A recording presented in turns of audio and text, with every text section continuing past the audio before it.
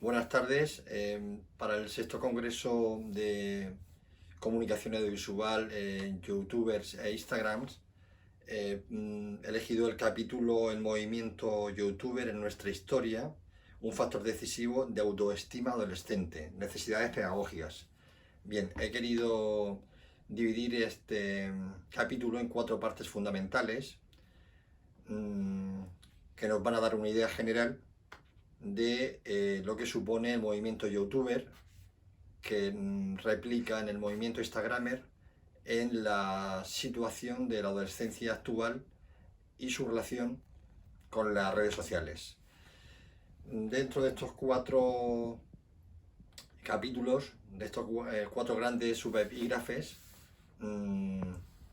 he destacado sobre todo el tercero, que es el movimiento de autoestima que puede adquirir el adolescente a la hora de desarrollar sus habilidades en las redes sociales. Digamos que sería un capítulo fundamental, un epígrafe fundamental para el desarrollo cognitivo del adolescente en la actualidad. No olvidemos que el adolescente hoy en día se comunica online. No en vano el 85% de las relaciones del adolescente en las redes sociales es a través de youtuber, independientemente de sus relaciones físicas, en la calle, en clase, con sus amigos. El movimiento YouTube, por tanto, supone, aparte de ese 85%, un motor para el desarrollo cognitivo, como digo, intelectual de primer orden. Así como otras veces el adolescente se ha regido por otros parámetros en otras épocas, en Internet, las redes sociales, el mundo internauta es uno de los pilares del desarrollo de la juventud. Bien, en resumiendo estos 4 capítulos, digamos que el primero fundamental para establecer la situación del adolescente y la juventud en general con las redes sociales, digamos que hoy en día la comunicación virtual online supone una forma de comunicación omnipresente para el mundo en general, pero así como el mundo adulto prefiere otros medios de comunicación, otras formas de información o de recabar simplemente información en noticias, entretenimiento, ocio, etcétera, el mundo de la juventud prefiere basarse en las manifestaciones audiovisuales que le brinda YouTube e Instagram.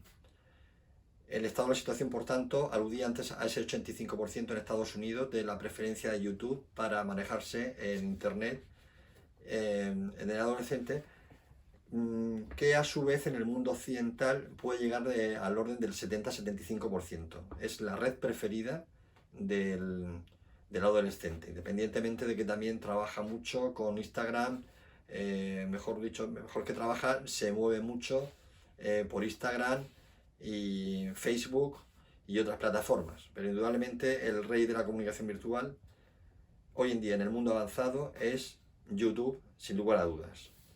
Bien, el segundo capítulo iría en los efectos adversos que puede tener YouTube.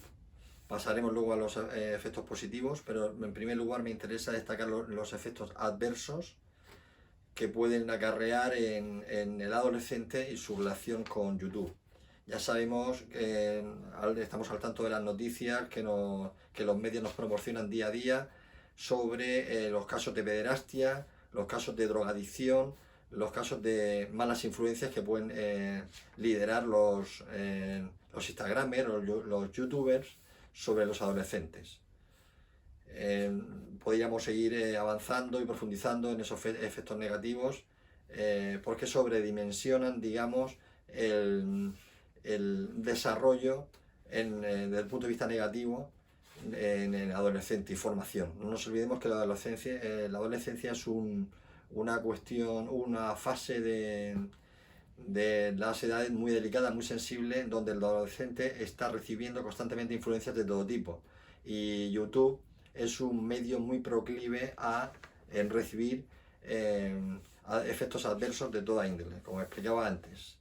Bien, la tercera parte de este trabajo consta, que es la más importante, ya lo decía antes, sobre los efectos positivos de autoestima. No en vano, así se titula el capítulo del libro, efectos positivos de autoestima en el adolescente gracias a YouTube.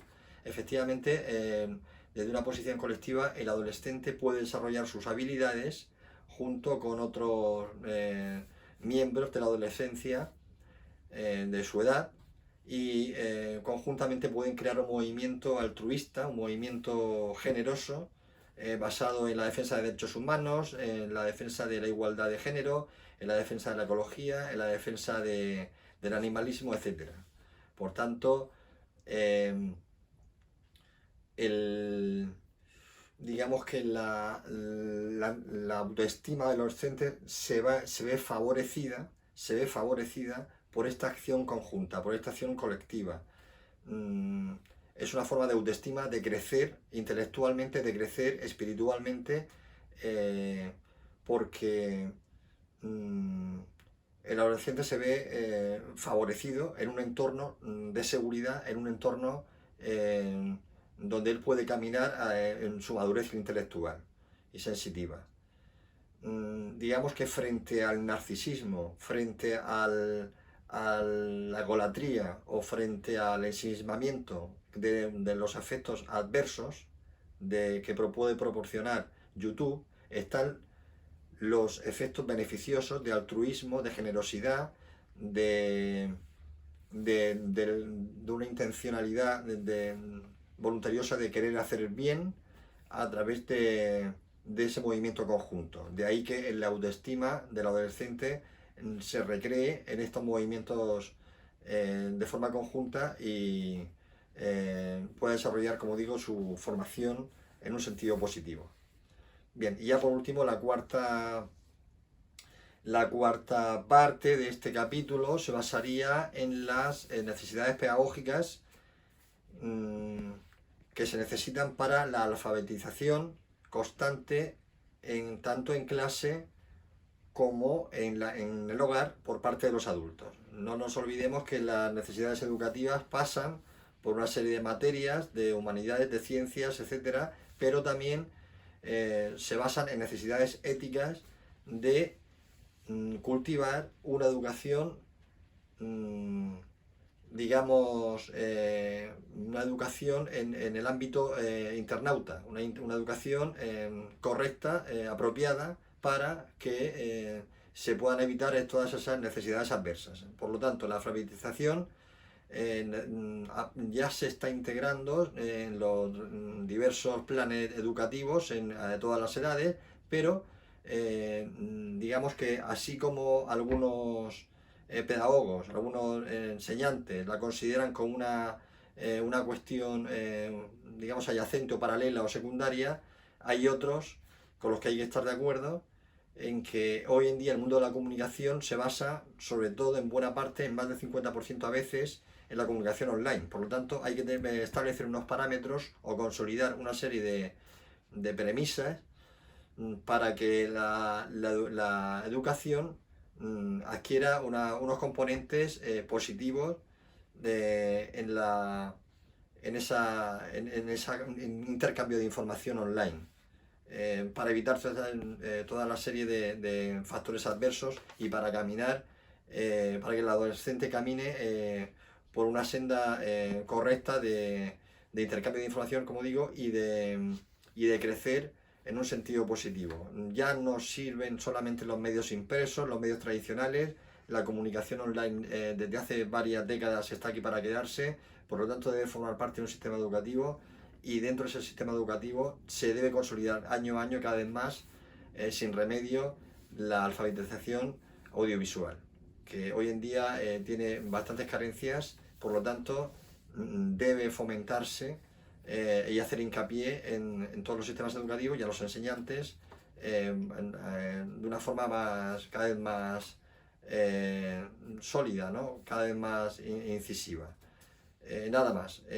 Digamos que establecidas estas 4 partes, en resumidas cuentas, podría catalogarse ese capítulo de el movimiento youtuber en nuestra historia, un factor decisivo de autoestima adolescente, necesidades pedagógicas. Por un lado, estado de la situación, por otro lado, factores adversos, por otro lado, factores de autoestima y, en conclusión, la necesidad de alfabetización audiovisual. Gracias.